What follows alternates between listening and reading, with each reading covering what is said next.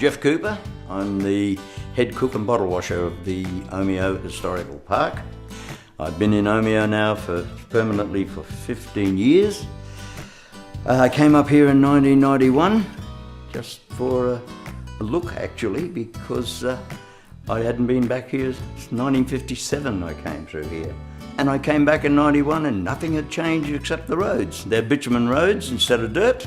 The town's the same as you can see. And I thought, what a great place to retire.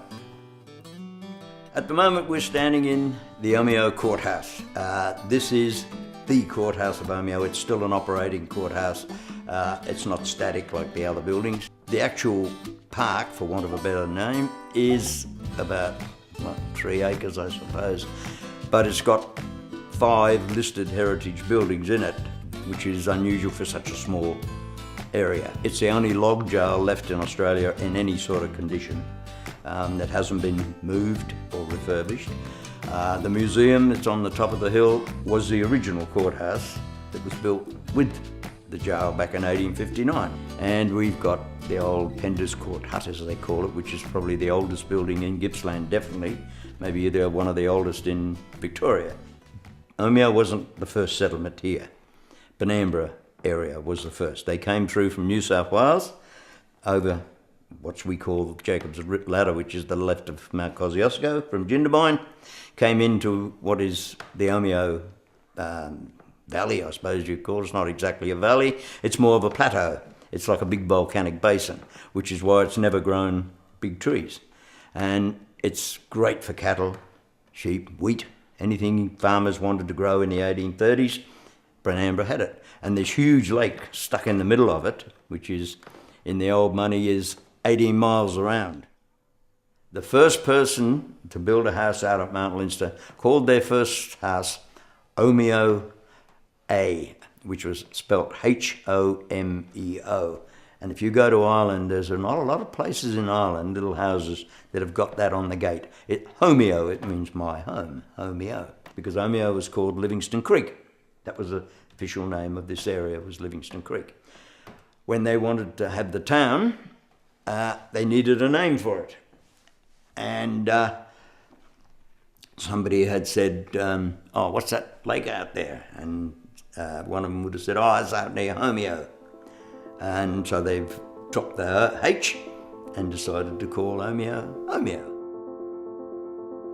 The pioneers that came there first realised that they can live here, you know, they can grow wheat and sheep and cattle and the rest of which they did. They settled, mainly the Pendergast brothers, settled in Benambra. The problem in those days was, as all you people know about history, you need ships.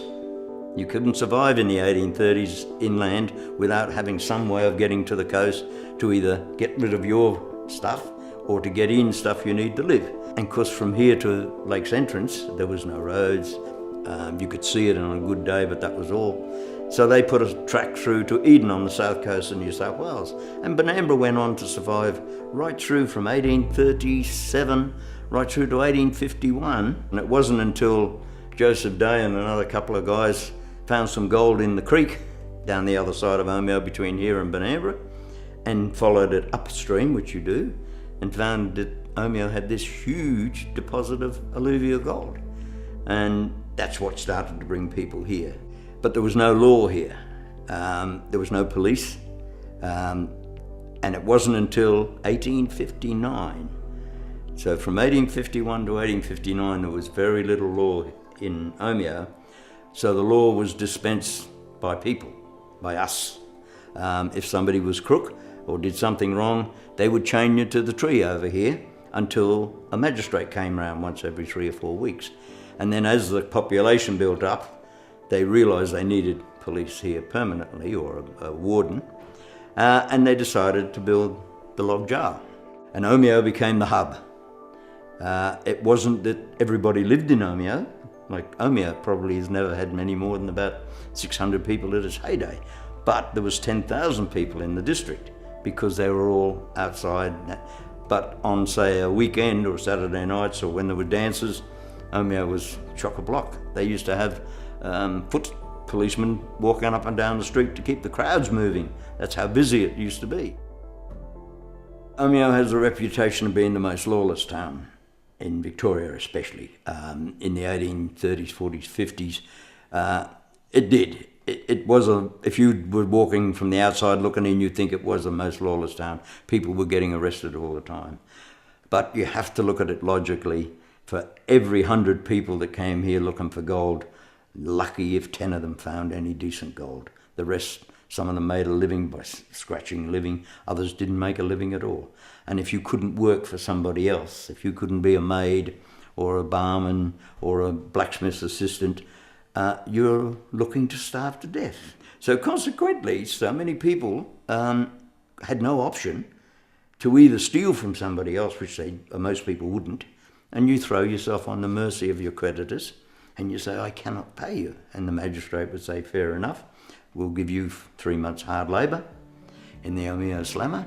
At least you get 2 meals a day, and you get a roof over your head.